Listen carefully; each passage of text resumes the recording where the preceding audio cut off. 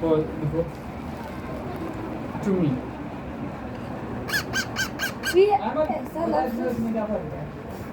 सुनो, इसमें पाकिस्तान क्या आई एम, अगर आप वहाँ बोलोगे आई एम फ्रॉम पाकिस्तान तो वो तो नहीं, अगर इंग्लिश पढ़नी नहीं आती है तो क्या होगा? आई एम फ्रॉम पाकिस्तान, ये सही है। I'm from Pakistan. ये तो आप वहाँ पर जाके बताओगे। I'm from Pakistan. I am from, I'm from Pakistan. I am from